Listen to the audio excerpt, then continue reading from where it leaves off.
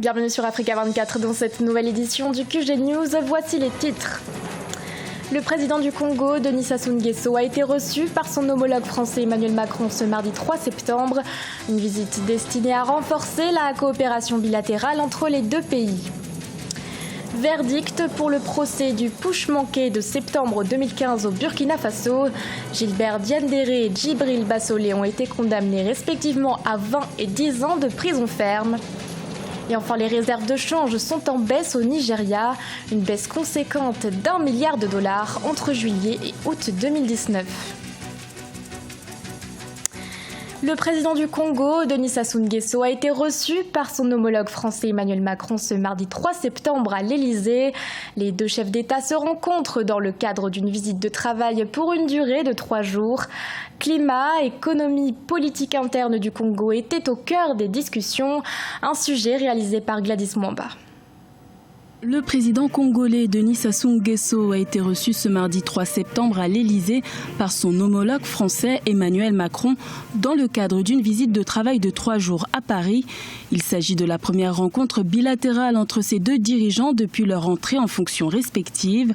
Le président Denis Sassou Nguesso était venu à Paris en mai et novembre 2018 dans des contextes autres que ceux de la coopération bilatérale entre les deux pays. La coopération bilatérale entre la République du Congo et la France est toujours au beau fixe. Vous savez que la France est le premier partenaire économique du Congo, même si de plus en plus il y a la Chine qui est en train aussi de trouver son chemin, mais la coopération entre les deux pays reste au beau fixe. Cette rencontre intervient moins de 2 mois après la signature le 11 juillet d'un accord sur la facilité élargie de crédit conclu entre la République du Congo et le FMI, un accord soutenu notamment par la France qui devrait ouvrir la voie à une série d'accords de coopération franco-congolaise. Mais le principal terrain d'échange était celui du climat et de l'environnement, avec la sauvegarde du bassin du fleuve Congo, considéré comme le 2e poumon vert de la planète, à l'heure où l'Amazonie se consume à petit feu. Le Congo a été un peu le champion de la sous-région dans la lutte contre les changements climatiques. Et en 2012, à Rio+20, Denis Sassou Nguesso était le porte-parole de l'Afrique à ce sommet. Et à plusieurs reprises, le Congo a montré ses dispositions pour protéger un peu le bassin du Congo. Le Fonds bleu qui a été lancé au Congo il y a quelques mois déjà compte parmi les actions que le Congo mène pour la préservation de la biodiversité dans la sous-région. Les situations de la Libye et de la Centrafrique étaient au nombre des sujets abordés, le président Denis Sassou Nguesso ayant un rôle de médiateur dans ces deux crises. Cette rencontre a également permis de faire un état des lieux de la politique congolaise à l'avant-veille de l'élection présidentielle prévue en mars 2021. En Algérie, le chef de l'état-major de l'armée Ahmed Gaïd Salah veut fixer la date de la présidentielle au 15 septembre. Le militaire a rappelé que selon la loi, le corps électoral doit être convoqué par décret présidentiel 90 jours avant la date du scrutin. S'il est convoqué le 15 septembre, l'élection pourrait donc se dérouler mi-décembre. Ahmed Gaïd Salah a également indiqué que cette élection serait précédée d'une révision de quelques textes de loi sur la loi électorale. Le verdict pour le procès du putsch manqué du 16 septembre 2015 est enfin tombé au Burkina Faso. Une décision de justice rendue ce lundi 2 septembre par le tribunal militaire après 18 mois d'audience. Les généraux Gilbert Diendéré et Djibril Bassolé ont été condamnés respectivement à 20 et 10 ans de prison ferme. Un reportage de notre correspondant Jean-Paul Ouedraogo. Au Burkina Faso, après 18 mois d'audience, le tribunal militaire a enfin livré son verdict dans le cadre du procès du putsch manqué de septembre 2015. Lundi 2 septembre 2019, il a été requis la condamnation à 20 ans et 10 ans de prison ferme, respectivement pour les deux généraux Gilbert Diendéré et Djibril Bassolé. Une condamnation saluée par les avocats de la partie civile. Sur la durée de la peine, nous pensons que le tribunal a été clément, mais comme nous le disons, c'est son droit le plus absolu.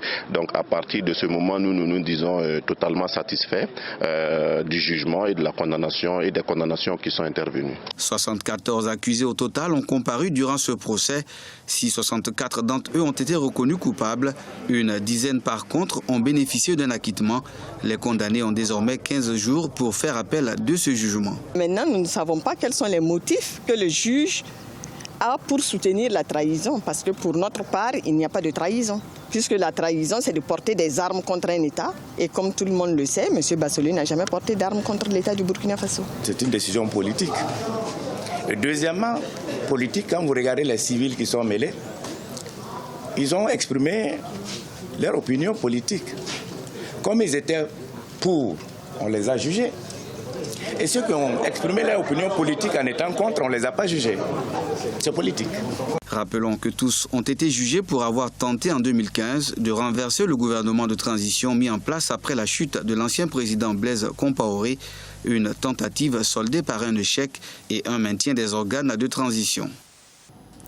Les Nations Unies n'abandonneront pas le peuple congolais, c'est ce qu'a déclaré le secrétaire général de l'ONU Antonio Guterres en visite en République démocratique du Congo depuis dimanche 1er septembre 2019. La MONUSCO, la mission de l'Organisation des Nations Unies en République démocratique du Congo, doit être prolongée jusqu'en 2020. Écoutons à ce sujet Antonio Guterres.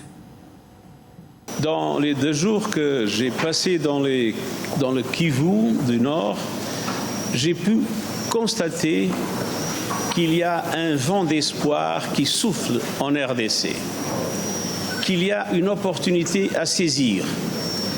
Et mon appel à la communauté internationale tout entière, c'est qu'elle puisse s'unir pour appuyer le peuple congolais et pour appuyer les autorités congolaises pour que cette opportunité soit saisie, se transforme dans le renforcement des institutions, dans le développement durable et inclusif, dans la sécurité, dans la réponse aux problèmes humanitaires efficaces, et que, en même temps, ce vent d'espoir puisse animer le peuple congolais à répondre à tous ces défis.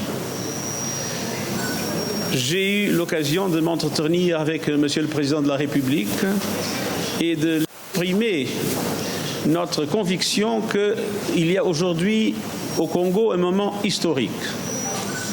Un moment où on peut s'attendre à un développement des institutions démocratiques, à l'existence d'un gouvernement qui veut transformer le pays, mais avec une opposition qui joue aussi un rôle important dans la vie politique du pays, avec un respect accru des droits de l'homme.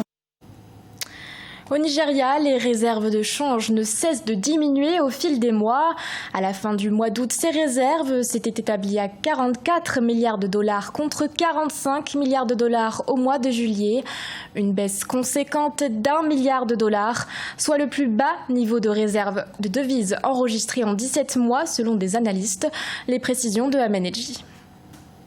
D'après les données de la Central Bank of Nigeria, les réserves de change sont passées à 44 milliards de dollars au 23 août 2019 contre 45 milliards au 25 juillet 2019, soit une baisse d'1 milliard de dollars en l'espace d'un mois. C'est le plus bas niveau enregistré par le Nigeria en 17 mois. Ces contre-performances seraient dues à la baisse des coûts du pétrole, générant 90% des devises du pays, et à l'augmentation des importations. Le Nigeria est le premier producteur de brut du continent africain. Il est aussi le 8e exportateur mondial. Donc son économie est principalement soutenue, tirée même par le pétrole brut. Donc dès qu'il y a des mouvements, automatiquement les réserves mises de côté pour acheter, pour importer, sont touchées. Donc la corrélation entre la baisse du baril du pétrole et les réserves de change, oui, elle existe. Mais ça pose un problème dans les prévisions budgétaires de l'État. Puisque ça baisse, ce qui était prévu en termes d'exécution risque de ne pas se faire. L'interdiction d'importation de produits alimentaires dont le lait, les restrictions aux importations de produits textiles sont pourtant des mesures prises par l'État fédéral dans l'objectif de préserver ses réserves de change. réalité, plus de 70% de la population du Nigeria vit avec $1 par jour et donc ne profite pas finalement de toute cette manne pétrolière et d'argent qui rentre. Donc il y a un problème de gouvernance de ce qu'on appelle nous l'inclusivité. Il faut encore que les individus riches de ce pays, ce groupe d'individus, ne passe pas son temps à réinvestir en dehors du pays. La Banque centrale du Nigeria incite en effet les opérateurs économiques à privilégier la production locale par rapport aux importations par une restriction de l'accès aux devises en vue de sortie de la grande dépendance du pétrole. Le championnat national de beach soccer s'est ouvert le 31 août au Bénin, une toute première édition initiée par la Fédération béninoise de football. L'ouverture officielle du tournoi s'est déroulée ce dimanche 1er septembre 2019. Un début de compétition très positif pour le Jacques FC et l'USSS Kraké. Un reportage signé Lefty Oudou. Le championnat national de beach soccer, saison 2018-2019, entamé le 31 août 2019, prendra fin le 15 septembre 2019 à la plage de Fidrosset de Cotonou. La Fédération béninoise de football, FBF, a décidé de formaliser cette activité sportive après plus d'une décennie de pratique de ce sport par de nombreuses associations sportives du pays. 6 équipes s'affrontent dans le cadre de cette première édition. C'est une discipline qui n'est pas compliquée à pratiquer, surtout que quand on a une belle plage comme la nôtre, et la logistique n'est pas du tout compliquée. Nous sommes à 6 aujourd'hui pour un championnat de 3 semaines. 2 matchs ont meublé l'ouverture officielle du tournoi dimanche 1er septembre 2019. La rencontre entre la jeunesse athlétique de Cotonou, Jacques FC et UPI Onem s'est soldée par la victoire de Jacques FC 7-5. USS Kraké a dominé AS Cotonou et s'est imposé 11-6 au terme du deuxième match. Effectivement, on a perdu, mais bon, il faut dire que d'abord on a beaucoup de blessés, ce qui fait qu'on est en train de gérer depuis hier. Mais bon, l'écart s'est réduit par rapport à hier. Ça veut dire que la prochaine fois, on fera une meilleure performance. 7, on a gagné, mais ce n'est pas encore la prestation de US Kraké. La force de US Kraké, il y a l'expérience et la jeunesse suit. La Fédération de football entend engager le Bénin dans toutes les compétitions de la Fédération internationale de football association. A noter qu'une formation animée par les experts de la CAF et de la FIFA a été organisée au profit des encadreurs et des arbitres béninois en mars 2019. Ce journal a été réalisé par l'ensemble de la rédaction. Merci de votre fidélité. L'actualité continue sur Africa 24.